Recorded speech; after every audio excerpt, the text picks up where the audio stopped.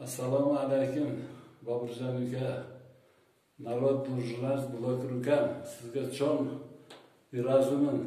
Qamoqqa olingandan keyin mendan nima qilib chiqargan hareketleriniz, beni chiqarishga bergan yordaminiz uchun cho'ng rahmat. Allah razı olsun ukam. İşlerinizga ilgili manga o'xshagan boshqa tushgan odamlarga barliq shu Qirg'iziston yerindagi sizga muhtoj bo'lgan yerlarga yordam berishingizga roziman. Assalamu alaykum musulmon bir tuğanlarım. Mesele olsa +996 702 69 69 87 номеріне байланышыңыздар маға. Құдай берсе барыңыздарга Алла үшін қызмат кылганга даярмын. Урматтуу Садыр Нуркожоевич Ташир мырза, сиздерден эки дүйнө Алла разы болгон болсун.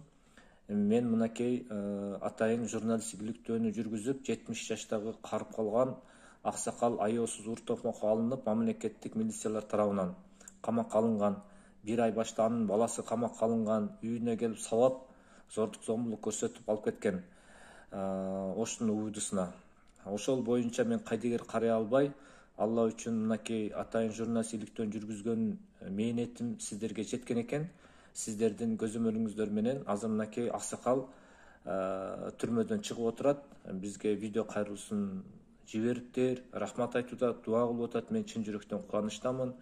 Мындан ары Кыргызстан боюнча кандай маселе болсо, мен барыңыздарга кызмат кылганга даярмын. Адилеттүүлүк бар жерде бактылуулук болот, Кудай буйрса. Кыргызстаныбыз күчтүү өлкө болот жана Кыргызстаныбыздын бардык жарандары коопсуз, күчтүү, өнүгүп өскөн өлкөнүн жарандары болуп эсептелинет деп ойлоймун, Кудай буйрса. Ошон үчүн мен Алла үчүн, Алланын жолунда, Алланын желдети катары жетим жесир мискиндердин кызматында даярмын. Мага дуа кылып коюңуздар, видеону бөлүшүп коюңуздар, маселе болсо байланышыңыздар. Рахмат. Ассаламу алейкум ва рахматуллахи ва баракатуху. Assalomu alaykum. Hurmatli Sadir Japarov, hurmatli Qamchibek Tashiyev.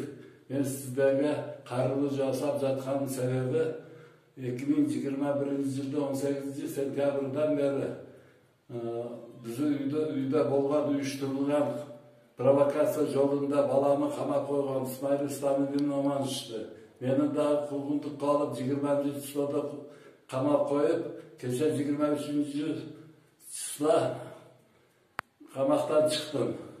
Şu Ош шаар сотунун судьяларга ыраазычылыгымды билдирем.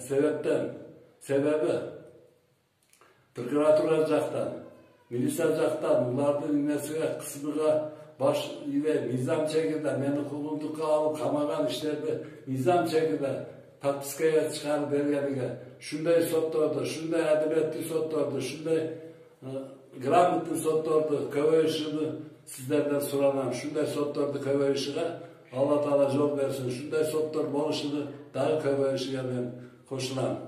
Разымын шаар соттун сотторуга. Урматтуу Садыр Жапаров, Qamchibek Tashiyev, мен сиздерден муражаат кылып кайрылуумдун себеби, мен Ош шаар ички иштер башкармалыгынын тергөө бөлүмдөрүгө, тергөөчүлөргө толугу менен ишендирүүнү билдирип, 1 жылдан бери кат жүзүндө кайрылып жатам ке прокуратурага, МВДге жыйынтык жок.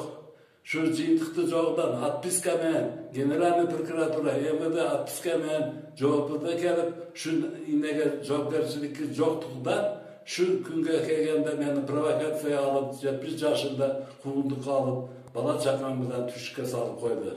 Ошондуктан силерден суранам, Садыр Жапаров, Qamchibek Tashiyev, şu азыркы болуп аткан материалдарды, сотко чейинки өндүрүштө турган иштерди толугу менен өздөрүнүн көзөмөлүнө алып, Ош облус ички иштер башкармалыгына өткөрүп беришиңерди суранам. Bundan kийинки тергөө иштерди Ош ички иштер башкармалыгы облустунда көрүшүнү камсыздап беришиңерди суранам. Себеп Ош шаар ички иштер башкармалыгында иштеп жаткан Кадыров Алмаз менен Ашим Райымбердиев мени өздөрү куугунтукка алган. Мен даттанган арыздамды жакында Бишкекке барып, приемдардар болуп, МВД болуп келгенмин. Бардық отпуска менен Ош карайт деп.